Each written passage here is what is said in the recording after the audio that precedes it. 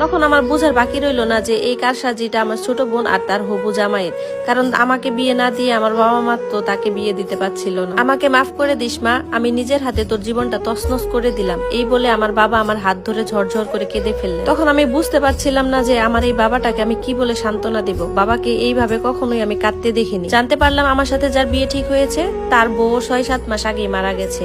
এরপর লোকটা ছবি দেখলাম, ভীষণ রোগা লোকটা, মাঝ বয়সী স্বভাবের, তবে দেখে মনে হচ্ছে লোকটি খুব সাদাসিধে। একই দিনে 2 বোনের বিয়ে হয়ে গেল। আমি আমার নতুন শ্বশুর বাড়িতে চলে গেলাম। আমার একমাত্র লক্ষ্য ছিল আমি তাড়াতাড়ি বিয়েটা করে আমার বাবা মাকে রেহাই দিই। তাই ছেলে কেমন কি করে এইসব কিছুর প্রতি আমার কোনো ইন্টারেস্টই ছিল না। কিন্তু আমার জীবনটা যে এইভাবে এলোমেলো হয়ে যাবে বিয়ের পর, সেটা আমি জীবনেও কল্পনা করি। কি হলো, ঘুমাবে না? সিয়ামের ডাক শুনে ডায়েরিটার ফিতা রেখে বন্ধ করে দিলাম। আমি আর আমার হাজবেন্ড সিয়াম গত 5 মাস থেকে এই বাসায় আছি। ভূতের বাড়ি হিসেবে পরিচিত এই বাড়িটা সস্তায় পেয়ে যায়। বাড়ির সদস্য বলতে আমি আর আমার স্বামী সিয়ামই থাকি।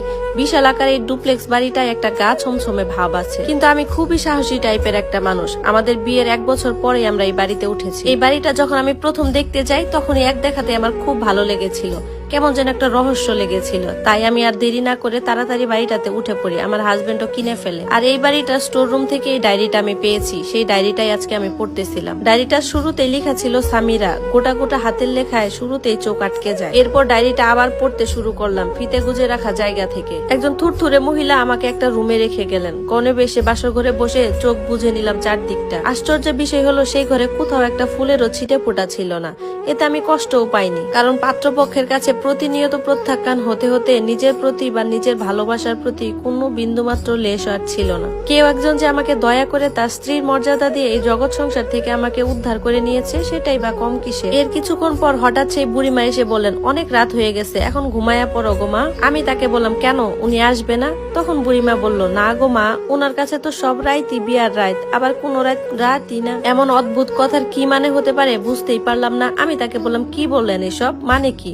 তখন তিনি আমার কোনো কথার উত্তর না দিয়ে হুড়মুড় করে ঘর থেকে বেরিয়ে গেলেন। এরপর অপেক্ষার প্রহর গুনতে গুনতে কখন যে ঘুমিয়ে পড়লাম টেরই পেলাম না। সকালের ভোরের আলো যখন আমার উপর এসে পড়লো, আমি নিজেকে আবিষ্কার করলাম এক বিভৎস অবস্থায়। এক রাতের মধ্যে কি যে খারাপ কিছু ঘটে গেল আমার সাথে, অথচ আমি কিছুই মনে করতে পারলাম না। চমকে গেলাম আমি যখন তাকিয়ে দেখলাম আমার গায়ে একটা সুতোও নেই। ভয়ে তো আমি কুকড়ে গেলাম। মেঝেতে পড়ে থাকা শাড়িটা কোনো মতে নিয়ে আমার গায়ে জড়ালাম। এরপর দরজা জানালায় অনেক ধাক্কাধাক্কি করে কোনো কাজ হলো না।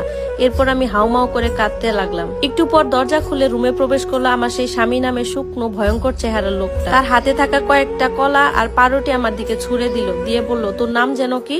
আর শোন, এগুলো খেয়ে দিয়ে সুন্দর করে সেজে গুজে থাকবি। কাস্টমার যেন তোকে দেখে খুশি হয়। আর আমার কথার যদি অবাধ্য হয়েছিস তাহলে তোর অবস্থাও তোর বোনের